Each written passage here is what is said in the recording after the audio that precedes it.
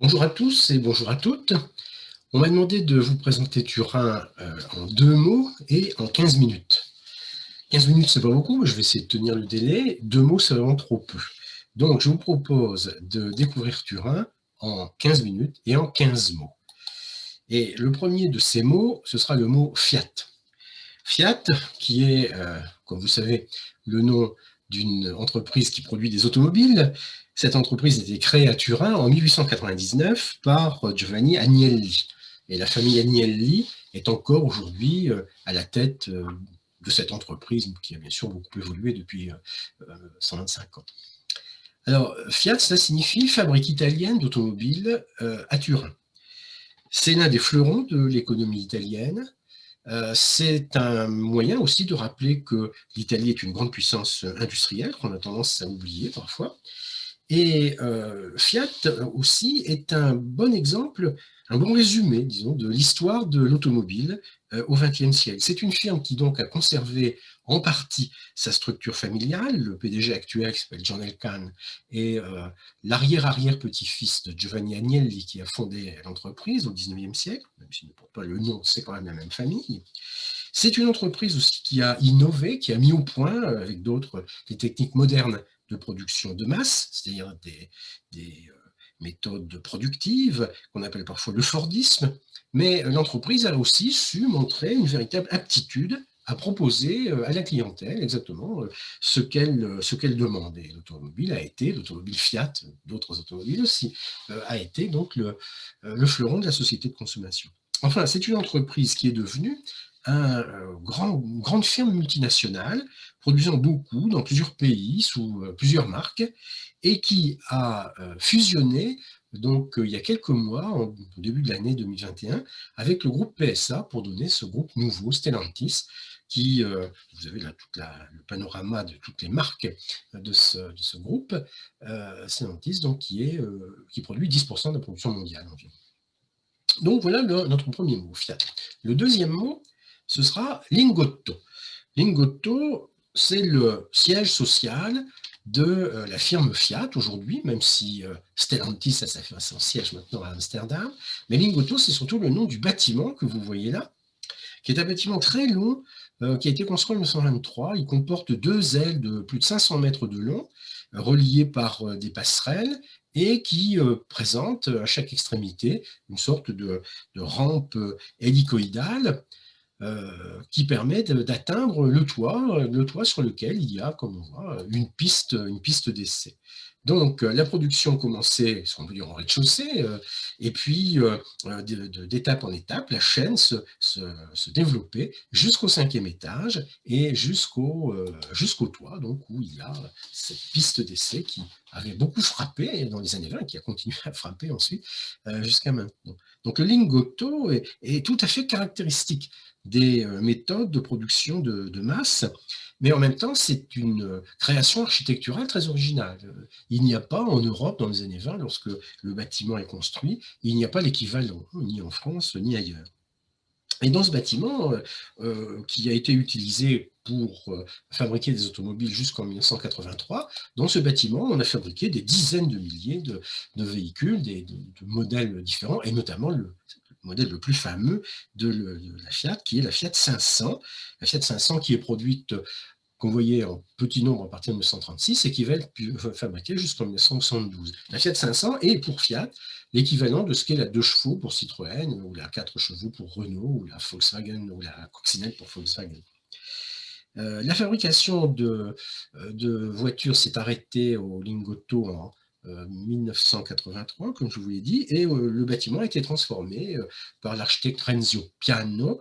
Il abrite maintenant des hôtels, des restaurants, des cinémas, un centre commercial, un auditorium, le centre de la foire de Turin, et tout à fait au sommet même la collection d'œuvres d'art de la famille Agnelli.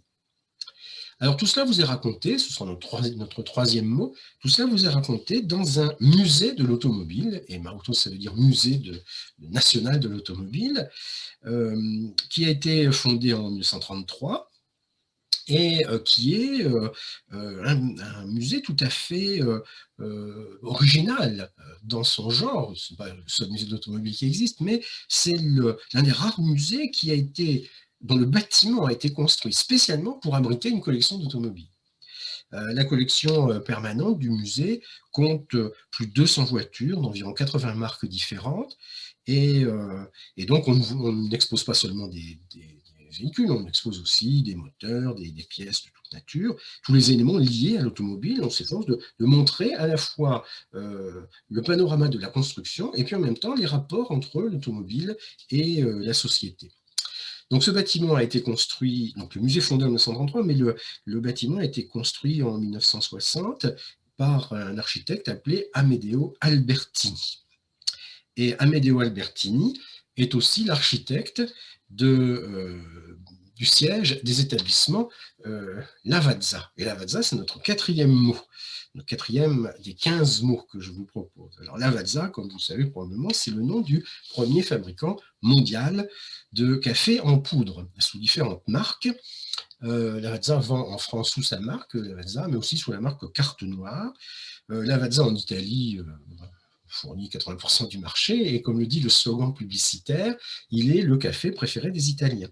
Eh bien, Lavazza, c'est une entreprise qui a été fondée à Turin en 1895 et qui a d'abord été une entreprise qui vendait simplement du café, puis qui a ensuite importé du café du Brésil, qui a fait un gros effort d'innovation. On a inventé différents modèles de machines espresso, différents modèles de machines à dosette, on a inventé différentes formes de production de café en poudre.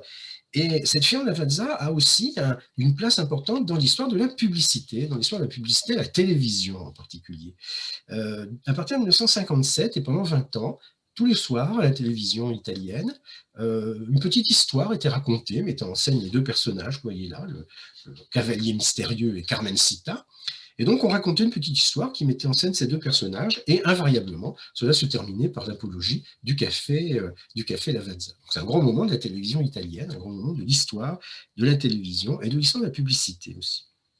Donc quatrième mot, Lavazza. Cinquième mot, Nutella. Nutella, c'est une marque commerciale bien connue qui appartient au groupe Ferrero. Et Nutella, et Ferrero surtout, c'est une entreprise qui a été fondée à Turin, en 1946. Mais Turin, c'est la ville du chocolat depuis très longtemps. Alors, il y a d'autres villes du chocolat, me direz-vous, dans le monde, c'est sûr, mais à Turin, on fabrique différents produits à base de chocolat depuis longtemps, et notamment depuis le 19e siècle, le début du 19e siècle, on a pris l'habitude, les pâtissiers, les chocolatiers de Turin ont pris l'habitude de produire du chocolat à la noisette, du chocolat enrichi à la poudre de noisette. Ils ont mis au point cette variante du chocolat qu'on appelle le gianduja. Donc c'est une pâte de chocolat à la noisette un petit peu molle. Et là, ça remonte au 19e siècle. Mais à partir de 1946, juste après la Deuxième Guerre mondiale, c'est une période de pénurie alimentaire, de pénurie de chocolat en particulier. Eh bien, un pâtissier de Turin qui s'appelle Ferrero, Piero Ferrero, met au point une pâte à tartiner qui a la particularité de contenir de l'huile végétale, du sucre, de la noisette, du lait et très peu de chocolat, parce qu'il n'y en a pas beaucoup. Et cette pâte à tartiner remporte un grand succès dans les années 50 sous le nom de Super Crema. Et puis elle change de nom en 1964 pour adopter donc ce nom de Nutella, qui est aujourd'hui, je pense, bien connu. Ferrero, donc le groupe, s'est installé, produit en Italie évidemment, mais il s'est installé dans plusieurs pays, et notamment en France, et l'usine de Villers-Récal, en Seine-Maritime, produit à elle seule un quart de la production mondiale de cette pâte à tartiner à la noisette, bien connue. C'était notre cinquième mot. Un sixième mot, pour rester dans le domaine alimentaire, un sixième mot, c'est le mot de Martini. Martini et Rossi, c'est le nom d'une entreprise fondée à Turin en 1863.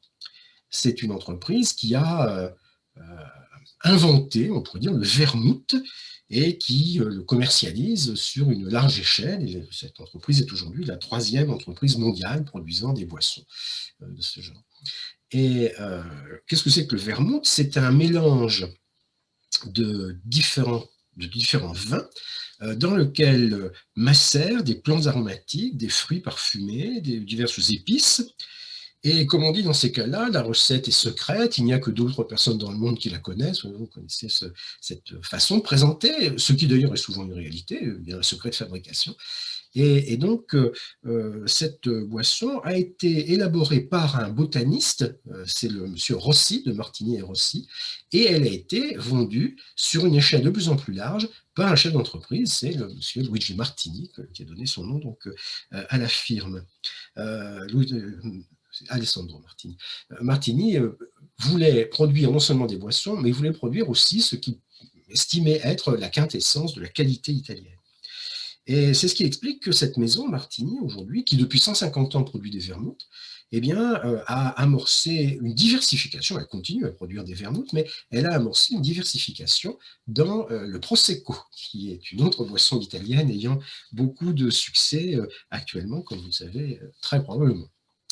Alors, sur les bouteilles de vermouth Martini, on trouve très souvent, alors c'était systématique sur les anciennes étiquettes, c'est un petit peu moins net maintenant, mais on trouve très souvent cet emblème, ces armoiries rouges portant une croix blanche. Ces armoiries sont les armoiries de la Savoie.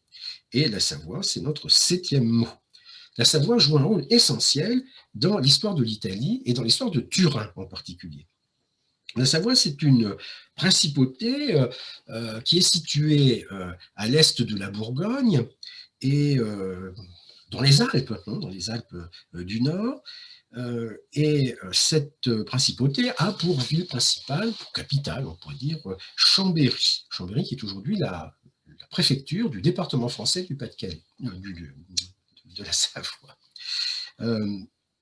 En 1418, le duc de Savoie hérite de la province italienne du Piémont. Ses possessions se trouvent à cheval sur les Alpes, donc la Savoie au nord-ouest, le Piémont au sud-est. Les territoires savoyards au nord-ouest sont plutôt pauvres, les territoires piémontais au sud-est sont plutôt riches, et donc grande date dans l'histoire de la Savoie et de l'Italie aussi. En 1562, le duc de Savoie décide de transférer sa résidence de Chambéry à Turin. Et donc Turin se trouve être désormais situé en Savoie, où la Savoie s'étend jusqu'à Turin, si on veut. La Savoie, à partir de ce moment-là, va jouer un rôle important et de plus en plus important dans on pourrait dire les relations politiques et diplomatiques à l'échelle de l'Europe. La Savoie devient au XVIe siècle une puissance, pas une très grande puissance, mais une puissance quand même avec laquelle il faut compter.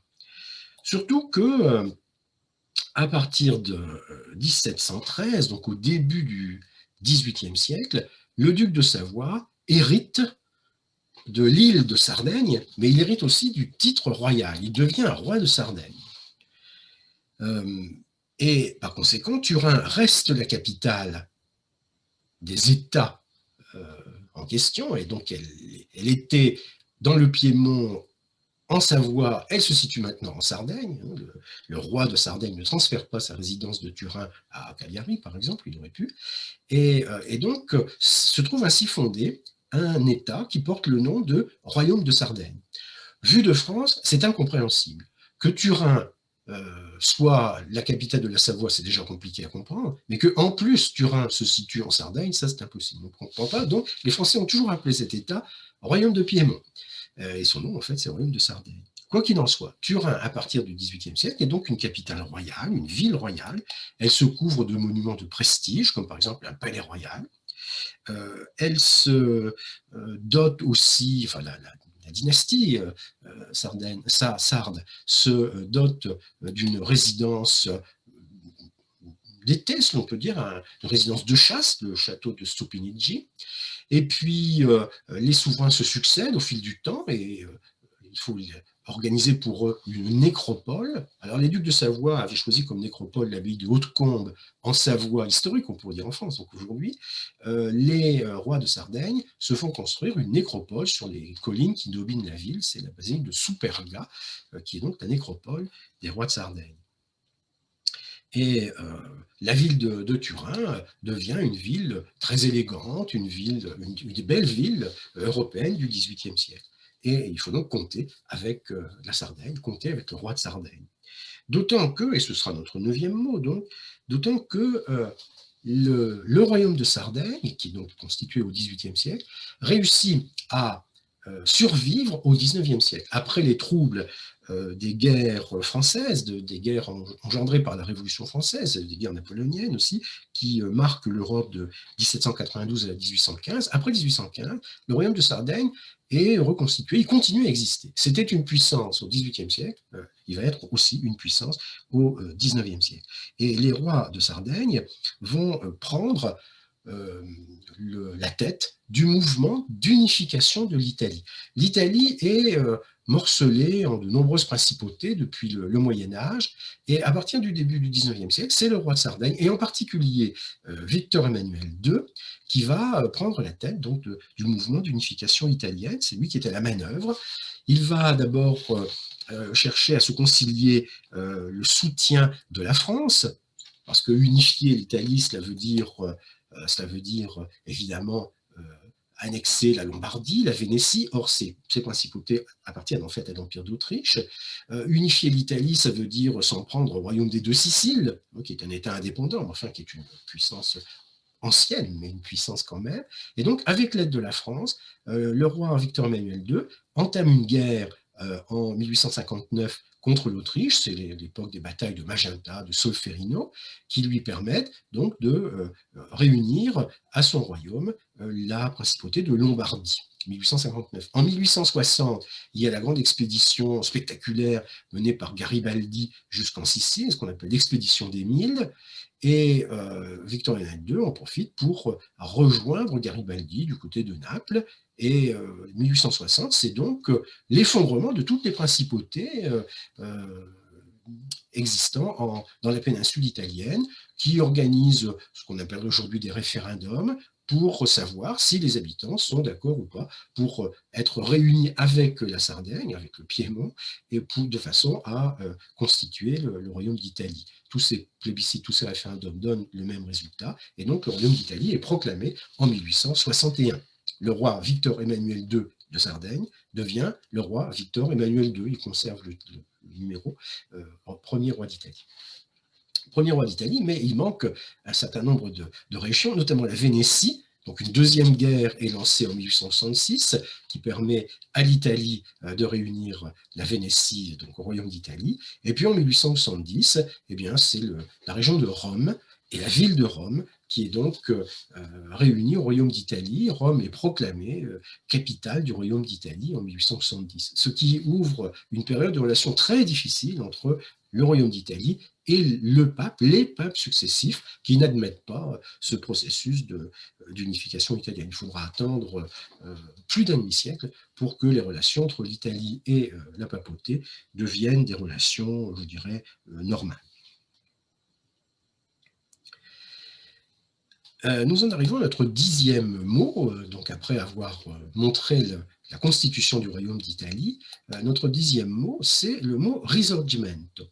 Alors, risorgimento, c'est un terme typiquement italien qu'on trouve souvent en Italie. C'est un terme qu'on pourrait traduire en français par redressement, renaissance, résurrection. Il y a cette idée-là donc, dans le mot risorgimento. Le risorgimento, c'est le nom qui est donné en Italie au processus d'unification italienne. Donc l'Italie, qui était divisée depuis des siècles, se trouve rassemblée au XIXe siècle avec ce mouvement d'unification, et tous ces événements sont racontés dans un musée qui est situé à Turin, le musée national du Risorgimento. C'est le plus important musée du Risorgimento qu'il y ait en Italie. Il y en a beaucoup des musées du Risorgimento en Italie, mais Turin est le plus important de tous. Le plus spectaculaire de tous les musées du Risorgimento, c'est celui qui est à Rome. Vous avez ce bâtiment spectaculaire qui est installé au pied de la colline du Capitole, dans lequel vous avez donc le musée du Risorgimento, mais vous avez aussi un monument au roi Victor Emmanuel II, vous avez ici la tombe du soldat inconnu italien, enfin bref, c'est un bâtiment absolument gigantesque qui abrite le musée du Risorgimento à Rome. C'est le plus spectaculaire, mais le plus important, le plus grand, historiquement le plus renseigné, c'est celui donc de Turin. Alors, un musée du Risorgimento, c'est un musée où on vous raconte les étapes du processus d'unification italienne. C'est un musée où on vous explique ce processus. C'est un musée où l'on vous montre la naissance et le développement du sentiment national italien et où donc on célèbre les mérites du roi Victor Emmanuel II, dont il y a une statue ici, de son ministre Cavour, et puis, et bien entendu, de Garibaldi, le héros de l'expédition des Mille en 1860, et qui est donc l'un des organisateurs de l'unification de l'Italie. Quand on est français, on doit dire aussi que Garibaldi a participé aux côtés de la France à la guerre de 1870. Il ne s'est pas arrêté, il ne s'est pas endormi sur ses lauriers, on pourrait dire, en Italie. Le musée du Risorgimento. On parle de musée, eh bien, il se trouve qu'à Turin, il y a le plus ancien musée égyptien du monde. Alors pourquoi y a-t-il un musée égyptien à Turin? Eh bien, l'Égypte, c'est une très vieille civilisation, une civilisation antique, hein, particulièrement vénérable. En Égypte, on trouve des objets, bien sûr, qui ont été légués par cette civilisation. Ces objets, aujourd'hui, sont découverts, ils sont étudiés, ils sont protégés par des archéologues.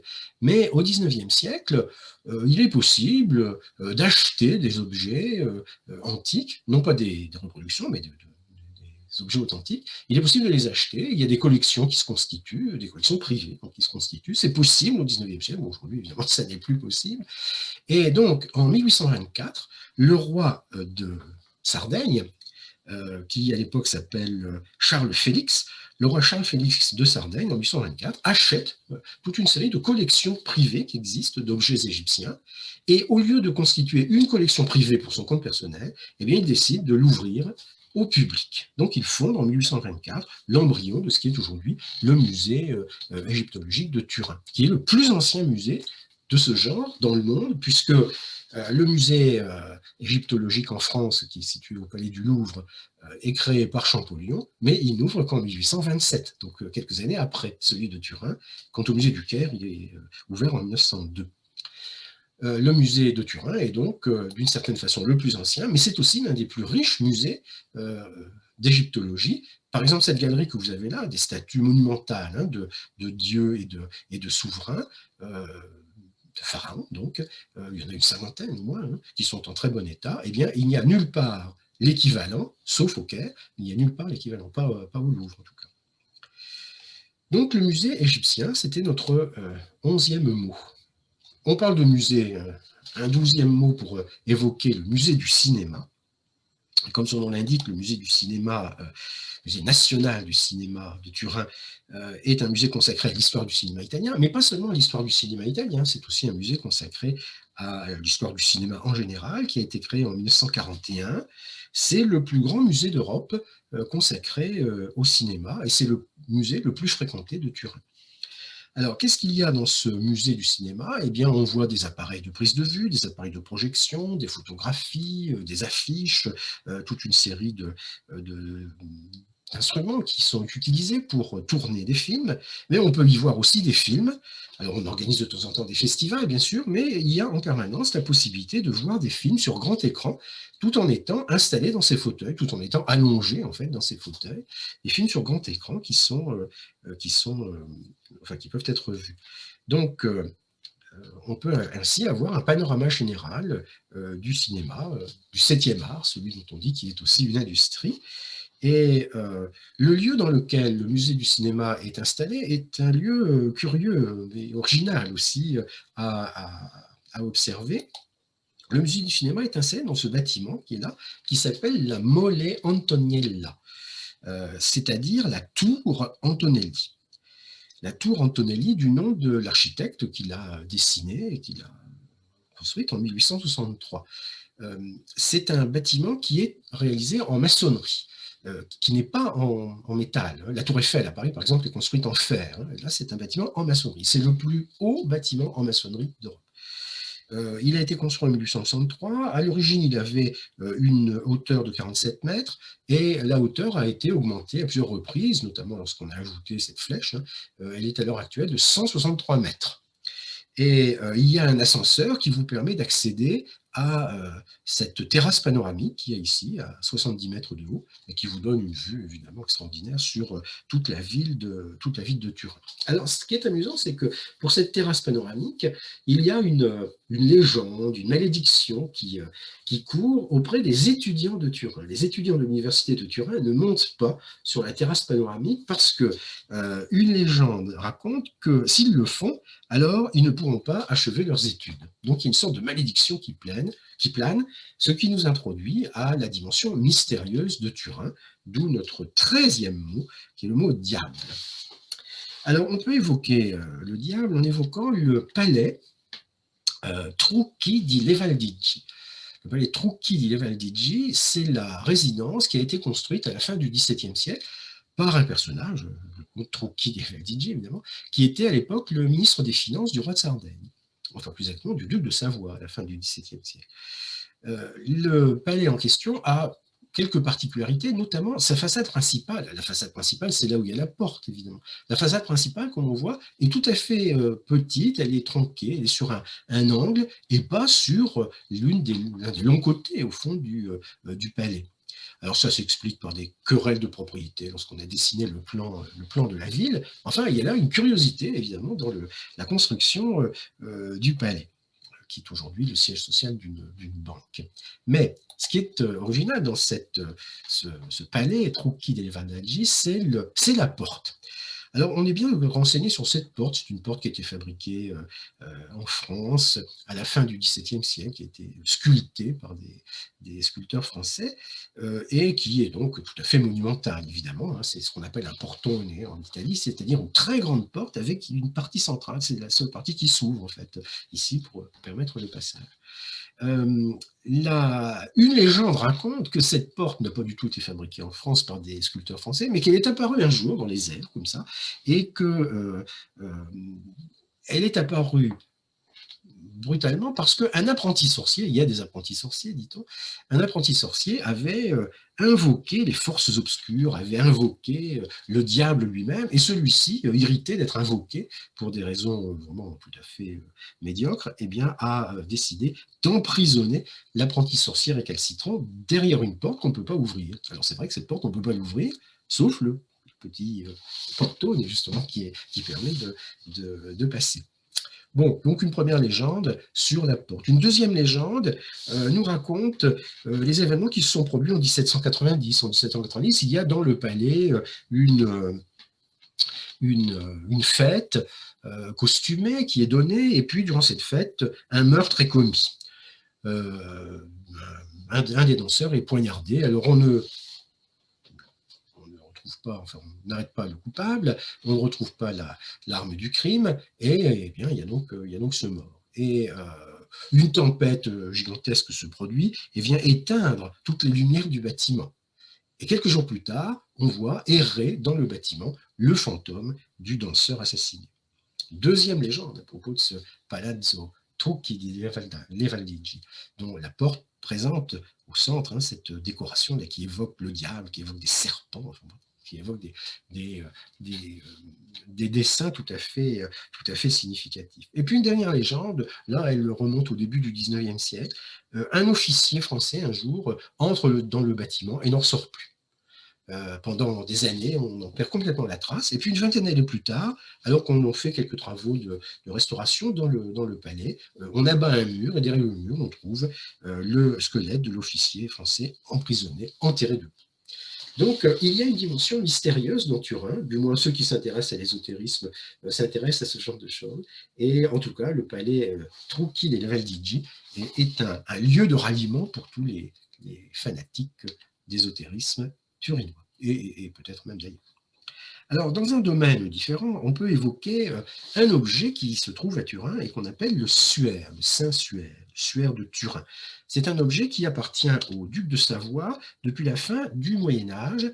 C'est un objet qui a été conservé d'abord à Chambéry, puis qui a été transporté à Turin au XVIe siècle. Les ducs de Savoie quittent leur résidence de Chambéry pour s'installer à Turin. C'est un objet qu'on trouve aujourd'hui dans la cathédrale Saint-Jean-Baptiste de Turin. C'est une pièce de tissu de 4,42 m de long sur 1,13 m de large, une pièce de tissu de lin qui a été fabriquée au début du XIVe siècle. Il y a des analyses scientifiques qui ont été faites, une datation par différentes méthodes physique a été réalisée en 1988. Et donc, cette pièce de tissu est localisée et identifiée depuis la fin du XVe siècle dans les possessions des ducs de Savoie, puis des rois de Sardaigne, puis des rois d'Italie. Et le dernier roi d'Italie, Humbert II, à sa mort en 1983, eh bien, lègue ce suaire de Turin à la papauté, en l'occurrence au pape Jean-Paul II. Alors, la particularité du suaire de Turin, c'est qu'il montre une image floue de face et de dos d'un homme mort et portant des traces de blessures aux poignets et aux chevilles. Alors évidemment, c'est une image floue qu'on voit sur ce suaire de Turin. Aussi, bien sûr, les plus fervents catholiques, dès la fin du XVe siècle, dès que l'on commence à voir ce suaire de Turin, enfin qui n'est pas de Turin au début, les plus fervents catholiques considèrent cet objet comme le tissu qui a servi, le suaire qui a servi à envelopper le corps du Christ après la crucifixion, que donc il s'agit d'une relique de la Passion, et le culte de cette relique s'est développé depuis le XVe siècle. Et évidemment, il faut signaler deux dates importantes pour comprendre ce qu'est le suaire de Turin. Une première date, c'est 1898, quand on prend des photos du suaire. Les photographes constatent que l'image floue que l'on voit sur ce tissu de lin peut être comprise, peut être interprétée comme un négatif photographique, enfin peut-être comparé à un négatif photographique. Et donc, si du négatif on tire un positif, c'est ce que vous voyez là, alors on voit apparaître l'image, le portrait d'une personne. Évidemment, ça renforce la curiosité et l'intérêt pour cet objet. Et puis une deuxième date, c'est 1988.